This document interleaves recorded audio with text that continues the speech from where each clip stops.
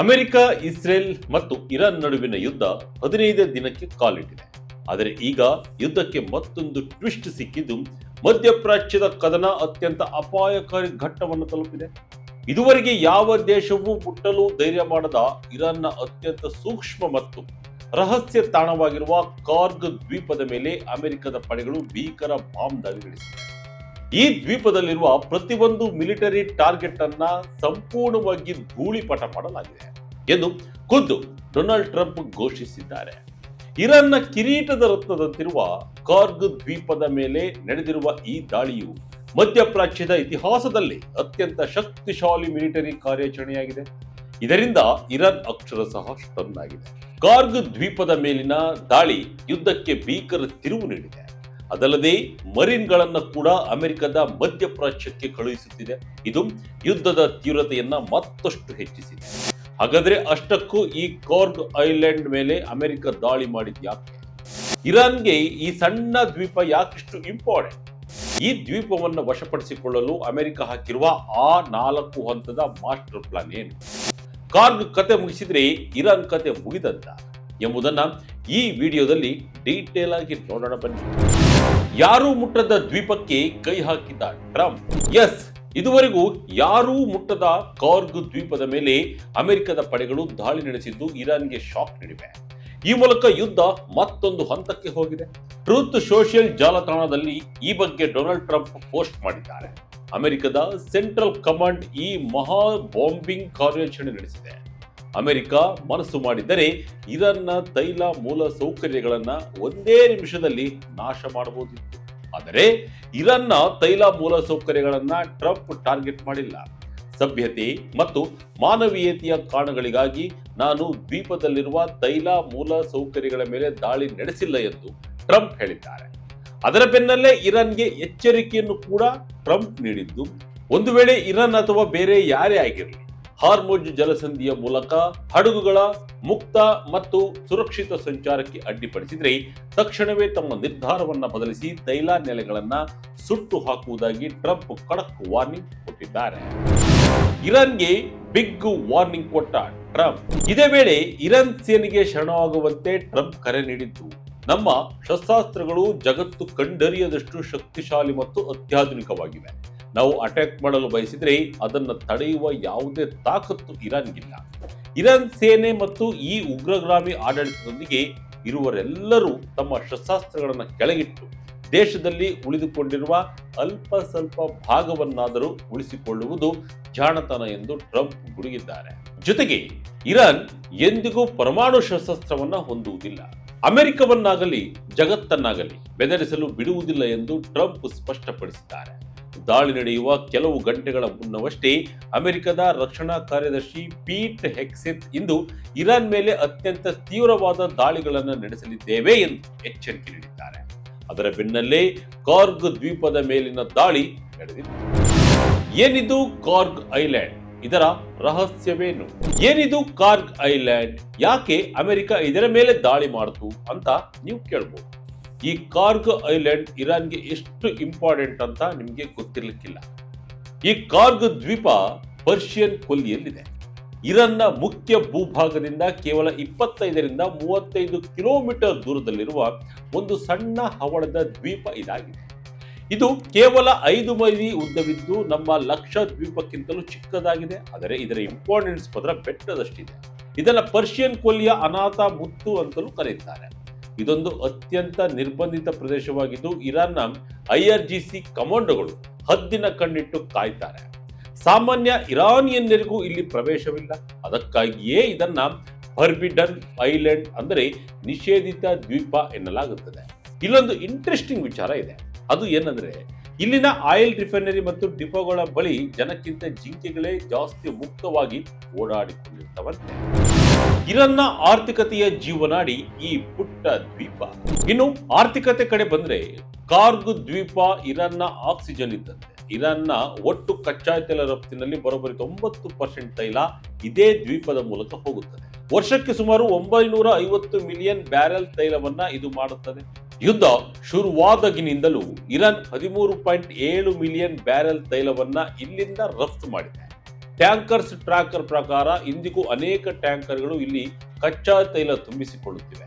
2024ರಲ್ಲಿ Iran ತೈಲ ಮಾರಾಟದಿಂದ ಸುಮಾರು $78 ಬಿಲಿಯನ್ ಅಂದರೆ ಸುಮಾರು 7.2 ಲಕ್ಷ ಕೋಟಿ ರೂಪಾಯಿ ಆದಾಯ ಗಳಿಸಿದೆ.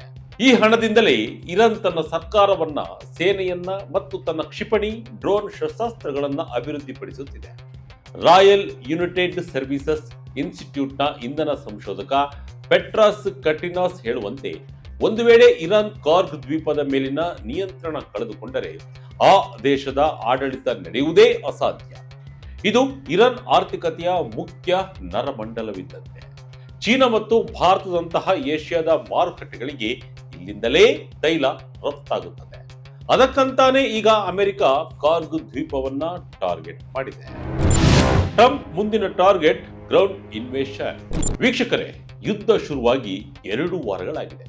ಮೊದಲ ದಿನವೇ Iran supreme leader Ayatollah Ali ಖಮೇನಿಯ ಹತ್ಯೆಯಾಗಿದ್ದರೂ ಅಮೆರಿಕ ಮತ್ತು ಇಸ್ರೇಲ್ನ ಅಂತಿಮ ಟಾರ್ಗೆಟ್ ಆಡಳಿತ ಬದಲಾವಣೆ ಇನ್ನೂ ಸಾಧಿಸಲಾಗಿದೆ. ಇರಾನ್ ಸುಮ್ಮನೆ ಕೂರದೆ ಹಾರ್ಮುಜ್ ಜಲಸಂಧಿಯನ್ನ ಟ್ರಿಗರ್ ಪಾಯಿಂಟ್ ಆಗಿ ಇಟ್ಟುಕೊಂಡಿದೆ. ಹೀಗಾಗಿ ಸೇನೆಯನ್ನ ಇರಾನ್ಗೆ ಇಳಿಸುವ ಯೋಚನೆಯನ್ನ ಟ್ರಂಪ್ ಮಾಡ್ತಿದ್ದಾರೆ. ಆದರೆ ಇರಾನ್ನ ಮುಖ್ಯ ಭೂಭಾಗ ಇರಾಕ್ ಅಥವಾ ವೆನಿಜುಯೆಲಾದಂತಲ್ಲ. ಅದು ಇರಾಕ್ಗಿಂತ 4 ಪಟ್ಟು ದೊಡ್ಡದು ಮತ್ತು ಕಡಿದಾದ ಪರ್ವತಗಳಿಂದ ಕೂಡಿದೆ. ಅಲ್ಲಿ ಸೇನೆ ಇಳಿಸಿದ್ರೆ ಅಮೆರಿಕನ್ ಸೈನಿಕರ ಸಾವು ನೋವು ಹೆಚ್ಚಾಗುವ ಅಪಾಯವಿದೆ. ಆದರೆ ಈ ಪುಟ್ಟ ಕಾರ್ಗ್ ದ್ವೀಪವನ್ನ ವಶಪಡಿಸಿಕೊಳ್ಳುವುದು ಯಾವುದೇ ಮಿಲಿಟರಿ ಕಮಾಂಡರ್ಗೆ ಹೇಳಿ ಮಾಡಿಸಿದ ಜಾಗವಾಗಿದೆ. ಇದೇ ಕಾರಣಕ್ಕೆ ಇತ್ತೀಚೆಗೆ ಶ್ವೇತಭವನದಲ್ಲಿ ನಡೆದ ರಹಸ್ಯ ಸಭೆಯೊಂದರಲ್ಲಿ ಕಾರ್ಗ್ ದ್ವೀಪವನ್ನ ವಶಪಡಿಸಿಕೊಳ್ಳುವ ಬಗ್ಗೆ ಟ್ರಂಪ್ ಆಡಳಿತ ಚರ್ಚಿಸಿದೆ ಎಂದು ಆಕ್ಸಿಯೋಸ್ ವರದಿ ಮಾಡಿದೆ. ಈ ಮೂಲಕ ಇರಾನ್ನ ಮೂಲಕ್ಕೆ ದೊಡ್ಡ ಪೆಟ್ಟನ್ನು ನೀಡಲು ಅಮೆರಿಕ ಮುಂದಾಗಿದೆ. 4 ಹಂತಗಳಲ್ಲಿ ದ್ವೀಪವನ್ನ ವಶಪಡಿಸಿಕೊಳ್ಳುವ ಪ್ಲಾನ್. ಇನ್ನು ಕಾರ್ಗ್ ದ್ವೀಪದ ಮೇಲೆ ಕಣ್ಣು ಹಾಕಿರುವ ಅಮೆರಿಕ ಒಟ್ಟು 4 ಹಂತಗಳಲ್ಲಿ ಈ ದ್ವೀಪವನ್ನ ವಶಪಡಿಸಿಕೊಳ್ಳಬಹುದು ಎಂದು ತಜ್ಞರು ಹೇಳಿದ್ದಾರೆ. ಮೊದಲ ಹಂತದಲ್ಲಿ ಕಾರ್ಗ್ ದ್ವೀಪದಲ್ಲಿರುವ ಇರಾನ್ನ ರಾಡರ್ಗಳು, ವಾಯು ರಕ್ಷಣಾ ವ್ಯವಸ್ಥೆಗಳು ಮತ್ತು ಆಂಟಿ ಶಿಪ್ ಕ್ಷಿಪಣಿಗಳನ್ನ ನಾಶ ಮಾಡುವುದಾಗಿತ್ತು. ಶುಕ್ರವಾರ ನಡೆದ ಭೀಕರ ಬಾಂಬಿಂಗ್ ಮೂಲಕ ಅಮೆರಿಕ ಇದನ್ನ ಆಲ್ಮೋಸ್ಟ್ ಸಾಧಿಸಿದೆ. ಎರಡನೇ ಹಂತದಲ್ಲಿ ವಾಯುನೆಲೆ ಸುರಕ್ಷಿತವಾದ ತಕ್ಷಣ ಅಮೆರಿಕದ ಸ್ಪೆಷಲ್ ಫೋರ್ಸಸ್ ಆದ ನೇವಿ ಸೀಲ್ಸ್, ಡೆಲ್ಟಾ ಫೋರ್ಸ್ ಮತ್ತು ಆರ್ಮಿ ರೇಂಜರ್ಸ್ IRGC ನಿಯಂತ್ರಣದಲ್ಲಿರುವ ಉತ್ತರ ಭಾಗದ ಏರ್ ಸ್ಟ್ರಿಪ್ಸ್ ಅನ್ನ ವಶಪಡಿಸಿಕೊಳ್ಳುವುದಾಗಿದೆ. ಮೂರನೇ ಹಂತದಲ್ಲಿ ರನ್ವೇ ಸಿಕ್ಕ ತಕ್ಷಣ C-130 ಸೂಪರ್ ಹರ್ಕ್ಯುಲಸ್ ವಿಮಾನಗಳನ್ನ ಮತ್ತು ಚಿನುಕ್ ಹೆಲಿಕಾಪ್ಟರ್ಗಳ ಮೂಲಕ ಹೆಚ್ಚಿನ ಸೈನಿಕರನ್ನ ಇಳಿಸಲಾಗುತ್ತದೆ. ಸಮುದ್ರದಲ್ಲಿರುವ ಅಮೆರಿಕದ ಯುದ್ಧ ನೌಕೆಗಳು ಇವರಿಗೆ ರಕ್ಷಣೆ ನೀಡುತ್ತವೆ. ಬಳಿಕ ಸೈನಿಕರು ತೈಲ ಮೂಲ ಸೌಕರ್ಯಗಳು ಮತ್ತು ತಕ್ಷಣದ ಜೆಟ್ಟಿಗಳನ್ನ ವಶಪಡಿಸಿಕೊಳ್ಳುತ್ತಾರೆ. 4ನೇ ಹಾಗೂ ಕೊನೆಯ ಹಂತದಲ್ಲಿ LPDಗಳಂತಹ ಉಭಯಚರ ಹಡಗುಗಳಿಂದ ಬೃಹತ್ ಪ್ರಮಾಣದ ಸೈನಿಕರನ್ನ ಇಳಿಸಲಾಗುತ್ತದೆ. ಇರಾನ್ನ ಡ್ರೋನ್ ದಾಳಿಯನ್ನ ತಡೆಯಲು ಕೌಂಟರ್ ಡ್ರೋನ್ ಸಿಸ್ಟಮ್ಗಳನ್ನ ಅಳವಡಿಸಲಾಗುತ್ತದೆ. ಇದಕ್ಕಾಗಿಯೇ ಅಮೆರಿಕ ಈಗ ಜಪಾನ್ನಿಂದ 2500 ನೌಕಾಪಡೆ ಸೈನಿಕರನ್ನ ಅಂದ್ರೆ ಮರೀನ್ಸ್ ಅನ್ನ ಮತ್ತು USS ಟ್ರಪೋಲಿ ಸೇರಿದಂತೆ 3 ಬೃಹತ್ ಯುದ್ಧ ನೌಕೆಗಳನ್ನ ಮಧ್ಯಪ್ರಾಚ್ಯದ ಕಡೆಗೆ ಕಳುಹಿಸುತ್ತಿದೆ. ಕಾರ್ಗ್ ಕೈತಪ್ಪಿದರೆ ಜಗತ್ತಿಗೆ ಕಾದಿದೆಯ ಅಪಾಯ. ಒಂದು ವೇಳೆ ಅಮೆರಿಕ ಈ 4 ಹಂತದ ಪ್ಲಾನ್ ಅನ್ನ ಯಶಸ್ವಿಯಾಗಿ ಮುಗಿಸಿದ್ರೆ ಇರಾನ್ ಕತೆ ಮುಗಿದಂತೆಯೇ ಲೆಕ್ಕ. ಈಗಾಗಲೇ ಇರಾನ್ನ ನೌಕಾಪಡೆ ಸಂಪೂರ್ಣ ನಶಿಸಿ ಹೋಗಿದೆ.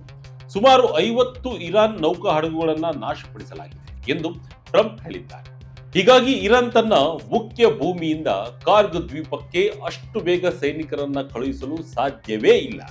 ಇರಾನ್ ಮಾಡಬಹುದಾದ ಏಕೈಕ ಕೆಲಸವೆಂದರೆ ತನ್ನ ಶಾಹೆದ್ ಡ್ರೋನ್ಗಳನ್ನ ಮತ್ತು ಬ್ಯಾಲಿಸ್ಟಿಕ್ ಕ್ಷಿಪಣಿಗಳ ಮೂಲಕ ದಾಳಿ ಮಾಡುವುದು.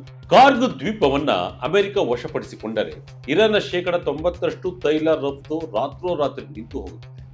ಆದಾಯವಿಲ್ಲದೆ ಇರಾನ್ ಸೇನೆ ತನ್ನ ಆಡಳಿತ ದಿವಾಳಿಯಾಗುತ್ತದೆ. ಆದರೆ ಇದರ ಪರಿಣಾಮ ಇಡೀ ಜಗತ್ತಿನ ಮೇಲೆ ಬೀಳಲಿದೆ. JP ಮೋರ್ಗನ್ ವಿಶ್ಲೇಷಣೆಯ ಪ್ರಕಾರ ಇದು ಜಾಗತಿಕ ಇಂಧನ ಮಾರುಕಟ್ಟೆಯಲ್ಲಿ ಭೀಕರತೆಯನ್ನ ಸೃಷ್ಟಿಸುತ್ತದೆ. ಕಚ್ಚಾ ತೈಲದ ಬೆಲೆ ಬ್ಯಾರೆಲ್ಗೆ $150 ಗಡಿ ದಾಟುವ ಅಪಾಯವಿದೆ.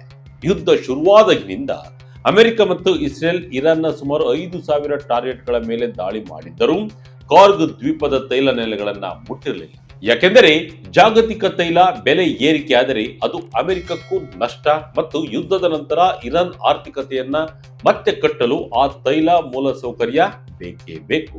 ಒಟ್ಟಿನಲ್ಲಿ ಇದುವರೆಗೆ ಯಾರೂ ಮುಟ್ಟಲಾಗದ ರಹಸ್ಯ ದ್ವೀಪವಾಗಿದ್ದ ಕಾರ್ಗ್ ಐಲ್ಯಾಂಡ್ ಮೇಲೆ ಈಗ ಬಾಂಬ್ ಮಳೆಯಾಗಿದೆ. ಟ್ರಂಪ್ ಕೇವಲ ಮಿಲಿಟರಿ ಟಾರ್ಗೆಟ್ಗಳನ್ನ ಮಾತ್ರ ನಾಶ ಮಾಡದಿದ್ದರೂ ಹಾರ್ಮುಜ್ ಜಲಸಂಧಿಯ ತಂಟೆಗೆ ಬಂದರೆ ಇಡೀ ತೈಲ ನಿಕ್ಷೇಪವನ್ನೇ ಸುಡುತ್ತೇನೆ ಎನ್ನುವ ಬಿಗ್ ವಾರ್ನಿಂಗ್ ನೀಡಿದ್ದಾರೆ. ಯಾವುದೇ ಕ್ಷಣದಲ್ಲಿ ಅಮೆರಿಕದ ಸೈನಿಕರು ಕಾರ್ಗ್ ದ್ವೀಪದ ಮೇಲೆ ಕಾಲಿಟ್ಟರೂ ಆಶ್ಚರ್ಯವಿಲ್ಲ. ಇರಾನ್ನ ಆರ್ಥಿಕ ಕುತ್ತಿಗೆಯನ್ನ ಹಿಸುಕಲು ಅಮೆರಿಕ ರೆಡಿಯಾಗಿದೆ. ಮುಂದಿನ ದಿನಗಳಲ್ಲಿ ಈ ಯುದ್ಧ ಯಾವ ಸ್ವರೂಪ ಪಡೆದುಕೊಳ್ಳುತ್ತದೆಯೋ, ಜಾಗತಿಕ ತೈಲ ಮಾರುಕಟ್ಟೆಯಲ್ಲಿ ಏನೆಲ್ಲ ಅಲ್ಲೋಲ ಕಲ್ಲೋಲ ಸೃಷ್ಟಿಯಾಗುತ್ತದೆಯೋ ಎಂಬುದು ಈ ಕಾರ್ಗ್ ದ್ವೀಪದ ಮೇಲೆ ನಿಂತಿದೆ. ಮುಂದೇನಾಗುತ್ತದೆ ಎಂಬುದನ್ನ ಕಾದು ನೋಡಬೇಕಿದೆ. ಇದಾಗಿತ್ತು ಈ ಕ್ಷಣದ ಇಂಟ್ರೆಸ್ಟಿಂಗ್ ಸ್ಟೋರಿ. ಇದೇ ರೀತಿಯ ಸ್ಟೋರಿಗಾಗಿ Vijaya Karnataka website, YouTube page, Facebook page follow ಮಾಡ್ತಾ ಇರಿ. ಧನ್ಯವಾದಗಳು.